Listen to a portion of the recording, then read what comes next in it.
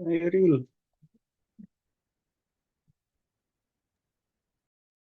Wait, wait. Udah mulai, guys.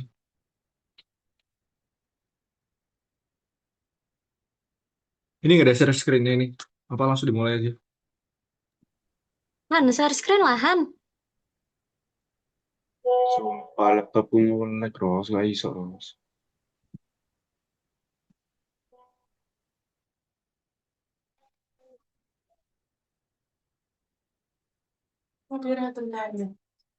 Pas.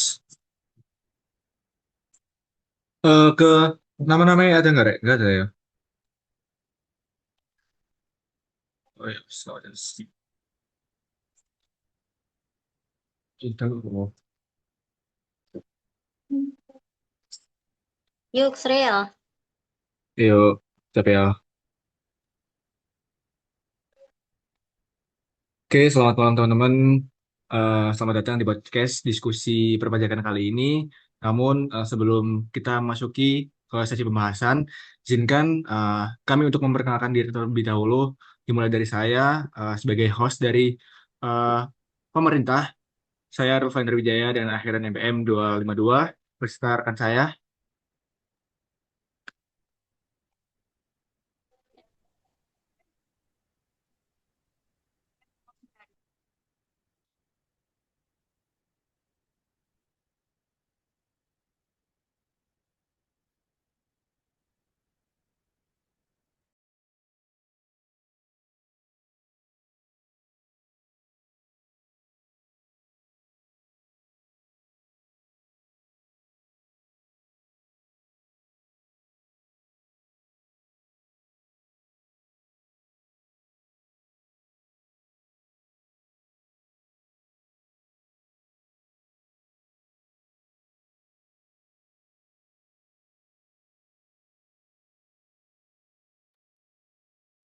Udah nggak kedengar, ulang aja. Ulang kah? Ini kedengeran nggak? Coba.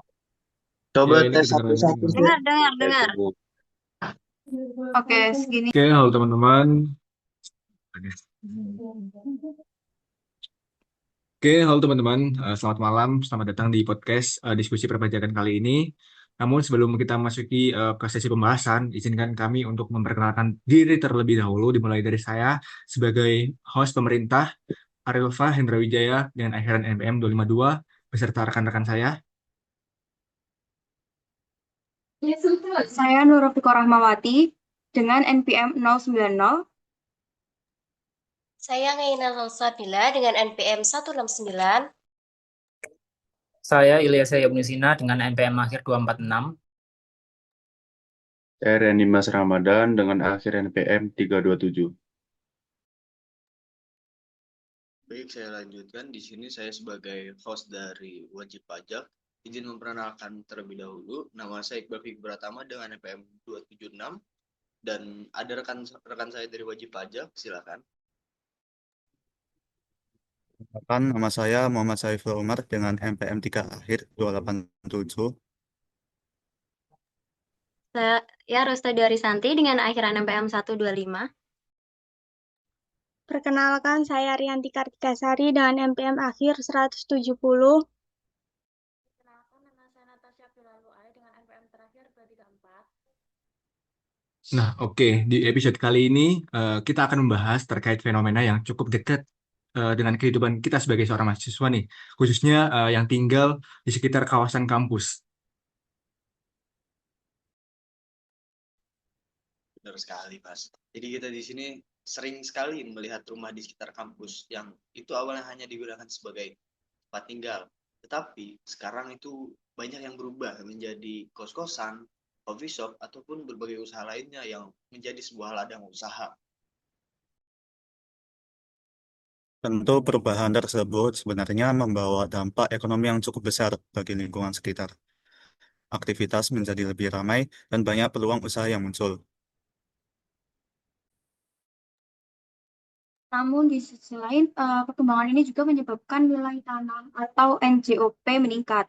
Nah, ketika NJOP meningkat, otomatis pajak bumi dan bangunan atau PBB yang harus dibayar masyarakat juga ikut meningkat. Nah, tapi nih, masalahnya tidak semua warga itu memanfaatkan rumahnya sebagai ladang untuk usaha.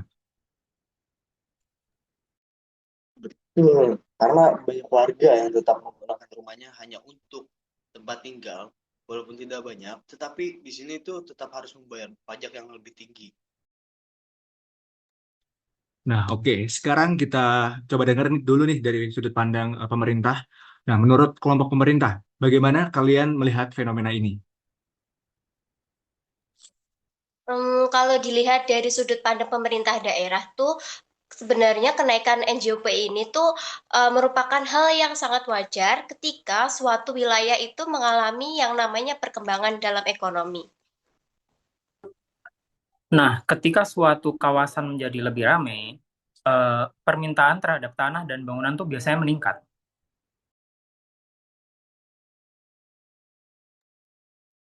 Contohnya bisa kita lihat di sekitar kawasan kampus, banyak mahasiswa yang datang dari luar daerah sehingga membutuhkan tempat tinggal seperti kos-kosan atau kontrakan. Nah, selain itu juga pajak bumi dan bangunan juga merupakan salah satu sumber pendapatan asli daerah yang penting untuk pembangunan.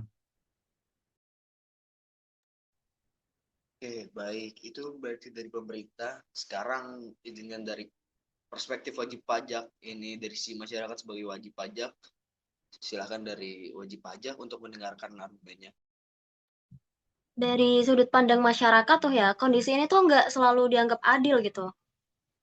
Benar banget, karena banyak warga yang tidak menjalankan usaha pun tetap harus membayar pajak yang lebih tinggi dari yang seharusnya.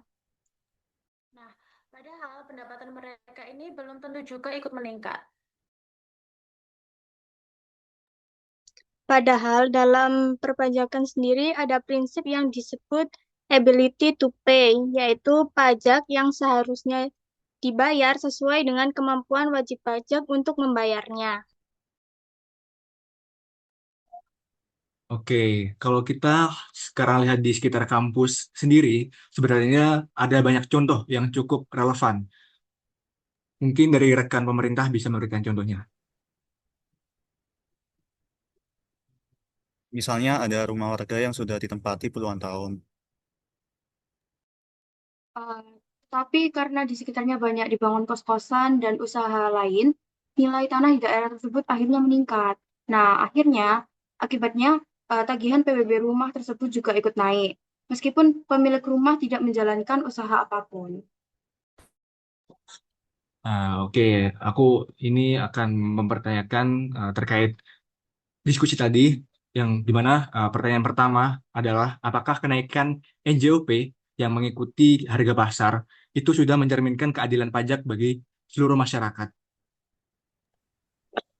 Kalau dilihat Kalau melihat dari sisi ekonomi nih, kenaikan tersebut tuh memang wajar karena tentunya itu mengikut dari nilai tanah tersebut. Tapi ya dari sisi sosial itu, kenaikan itu tuh kayak belum tentu adil gitu loh bagi semua masyarakat. Oke, baik. Kalau itu pertanyaan dari NJOP. Tapi ada pertanyaan berikutnya yang lebih merujuk lagi. Apakah kebijakan pajak seharusnya lebih fokus pada nilai aset atau pada kemampuan ekonomi masyarakat sebenarnya itu? Kalau menurut saya dari perspektif wajib pajak, kemampuan ekonomi masyarakat juga harus diperhatikan. Ya, betul. Tapi juga pemerintah juga perlu menjaga stabilitas penerimaan pajak untuk pembangunan.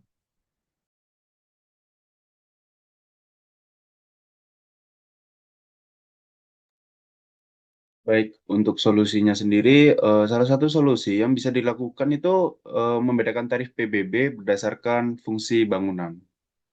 Nah, setuju banget. Bangunan yang digunakan untuk usaha seperti kos-kosan ini bisa dikenakan tarif yang lebih tinggi. Sementara rumah yang hanya digunain cuma buat tempat tinggal itu bisa dikenakan tarif yang lebih rendah gitu PBB-nya. Selain dari itu, kenaikan pajak juga bisa dibatasi agar tidak terlalu drastis setiap tahunnya.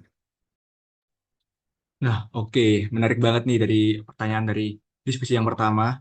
Nah, untuk pertanyaan terakhir, bagaimana cara pemerintah sendiri itu menjaga keseimbangan antara peningkatan pendapatan daerah dan juga perlindungan terhadap masyarakat?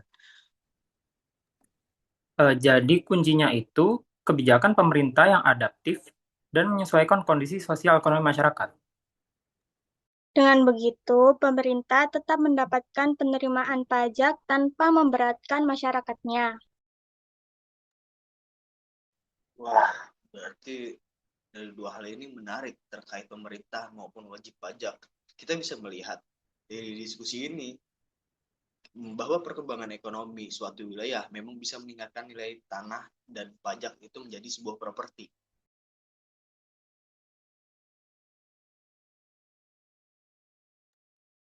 Nah, namun dalam membuat kebijakan pajak, pemerintah itu juga perlu mempertimbangkan prinsip keadilan bagi masyarakat, yang artinya pajak itu tidak boleh terlalu memberatkan warga.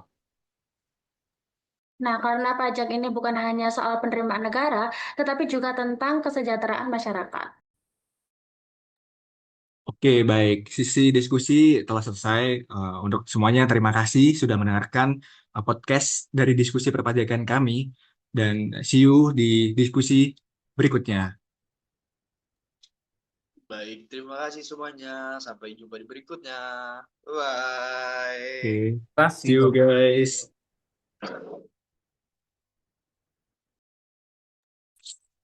Kira-kira udah